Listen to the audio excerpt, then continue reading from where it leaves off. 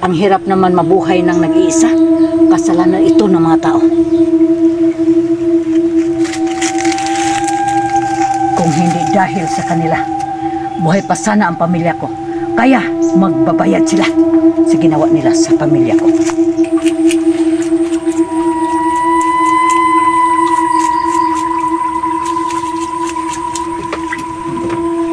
Kuya, alis po muna ako. Saan ka namang pupunta? Diyan lang po. Puro ka na lang gala, Carlo ah. Hindi mo na nga ako tinutulungan dito sa mga gawaing bahay? Lagi na lang nasa isip mo ang gumala ah. Kuya, tumutulong naman ako ah. Ang lagi mo na lang nakikita, yung mga mali ko. Kung ano namang utos mo sa akin, sinusunod ko. Natututo ka na sumagot sa akin ah. Alalahanin mo, Carlo. Nung iniwan tayo ni nanay, para sumama sa lalaki niya, ako na lang ang tumayo ng nanay at tatay mo. Wala kang utang na loob ah. Lagi naman yan ang sinasabi mo, kuya. Alam ko, kuya, ikaw ang tumayong magulang ko. Pero kuya, huwag mo naman po akong pagbawalan sa mga gusto ko. Hindi naman kita pinagbabawalan. Ang gusto ko, tumulong ka dito. At balita ko pa, natuto ka ng uminom ng alak ah. Naniniwala ka naman na nagiinom ako? Oo, dahil nakita ka ni Aling Rosa na uminom ng alak. At kasama mo pa si Marco. Naniniwala ka naman nun? Sa sismusa na yon? Bakit? Hindi ba totoo? Yan kasi ang hirap sa'yo, kuya. Wala kang tiwala sa akin. Paano kita pagkakatiwalaan? Di ba sinira mo ang tiwala ko? Kung dahil sa paghihinto ko sa pag-aaral, wala ka ng tiwala sa akin. Di ba, kuya? Pinagsisihan ko na po yon. Hindi mo maalis sa akin yun. Dahil nagsusumikap ako magtrabaho. Tapos anong ginawa mo? At hindi ka pumapasok sa school. Puro ka cutting. Nagawa ko lang naman po yon. Dahil nasasaktan ako at nalulungkot. Alam ko, dala mo pa rin yung lungkot sa ginawa ni nanay sa pag-iwan sa atin. Pero huwag ka naman ganyan. Dahil walang patutunguhan ang buhay mo kung lagi ka nakapokus sa nakaraan. Hindi kasi maalis sa isip ko ang nangyari. Dahil sa kanya, nagpakamatay si tatay. Kaya nga sinasabi ko sa'yo, ang nakaraan, kalimutan mo na. Hindi ganun kadali yun, kuya. Dahil nakita ko mismo kung paano sasakin ni tatay ng ilang ulit ang sarili niya. Tutulungan kita, Carlo.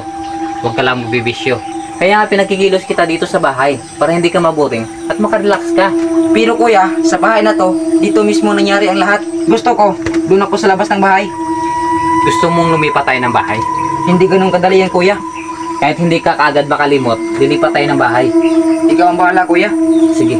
Kung nilipat tayo, gusto ko sana magpaalam sa kaibigan ko. Sige, papayagan kita. Basta bumalik ka. Sige, kuya. Ingat ka.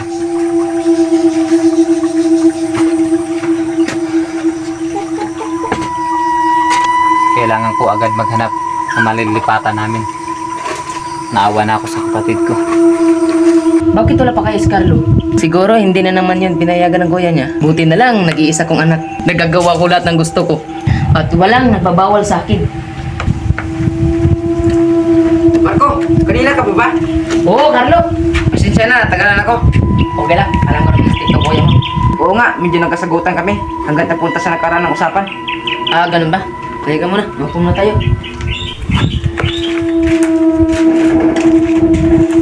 Carlo, may problema ba? Bakit mangkot kaya ta? Nilipat na daw kami ng bahay. Ha? Bakit? At saan mo kililipat? Para daw makalimot ako sa nakaraan. Yung nangyayari nung bata ka pa? Oo, Saan naman kililipat? hindi ko alam eh. Bakit? Di mo alam. Wala naman siya sinasabi kung saan kami lilipat. Sana malapit lang ang paglilipatan nyo. Para kahit pa paano, magkikita pa rin tayo. Kaya nga eh. Sige Marco, uwi na ako. Sige. Nagpaalam ko na kasi kay kuya. Saglit na ako. Sige.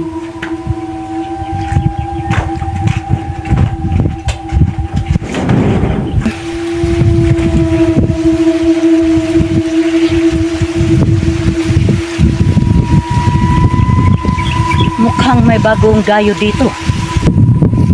Ayun, may tao. Pagtanong nga. Baka may alam siya na may pwedeng paupahan. Yeah. Ale! Ale! Pwede ba magtanong? Ano ba yun, iho? May alam ka po ba na pwedeng pag-upahan ng bahay? Bahay ba ka mo? Opo. Oo, meron. Talaga po ba? Oo. Saan po? Tara, sumama ka sa akin. Sige po.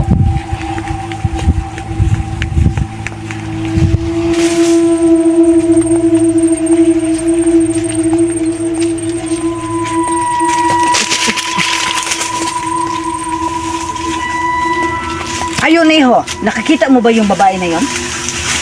Ayun po. Yung nagwawalis. Oo, magtanong ka sa kanya. Sige po. Salamat po. Sige, may iwan na kita dito. Sige po. Salamat ulit. Walang anuman. Ano nga po para ang pangalan mo? Ako si Lorena. Salamat po, Aling Lorena. Maraming salamat po talaga, ha. Wala yun. Sige, mauna ako sa'yo. Sige po.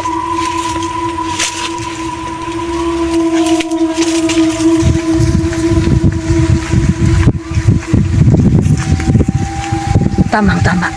Makakain na rin ako ng laman ng tao.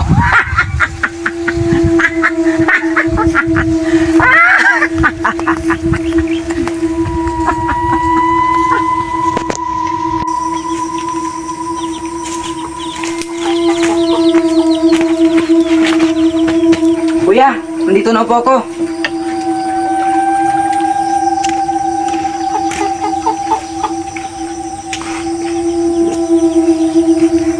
Nasaan kaya si kuya? Siguro, naghanap niya siya ng lipatan namin. Miss? Miss? Bakit po? Pwede ba magtanong? Ano naman po yun? May nagpapaupa po ba ng bahay dito? O ako, bakit? Uupa ka ba? Oo, sana. Ikaw lang po ba mag-isa? Hindi, dalawa kami ng kapatid ko. Ganun po ba? Oo, Kailan ba kayo lilipat? mamaya sana. Ganun ba? Ay, bukas na lang pala. Sige. Sige, babalik na kami bukas. Magkano nga pala? 1.5 lang. Libre na kuryente at tubig. Sige, salamat. Paano? Alis na ako. Sige, salamat din.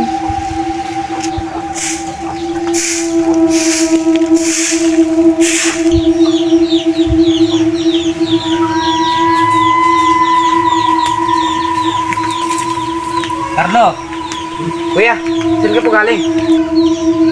naghahanap ako ng malilipatan natin. Saan naman po? Kabilang baryo. Malapit lang dito. Oo, lalakarin lang natin. At malapit na din sa pinagtatrabawan ko. Ganun po ba? Pero paano itong bahay ni kuya? Baka ibinta ko na lang ito. Sige po. Tara, pasok ko tayo sa loob. Tulungan mo ako para magayos. Para bukas, lilipat na tayo. Sige po.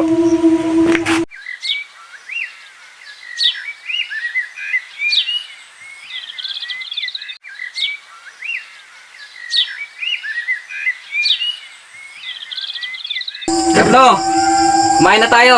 Sige po kuya.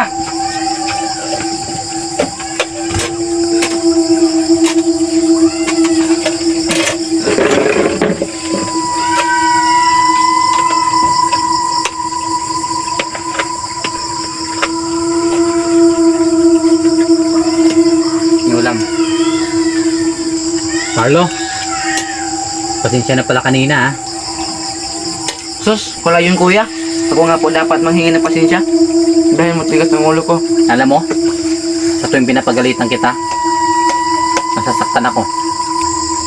Alam ko naman po yun. Kumain na nga tayo.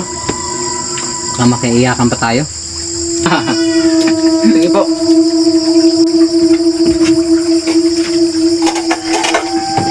Hindi ka na mag-repeat yan, ha.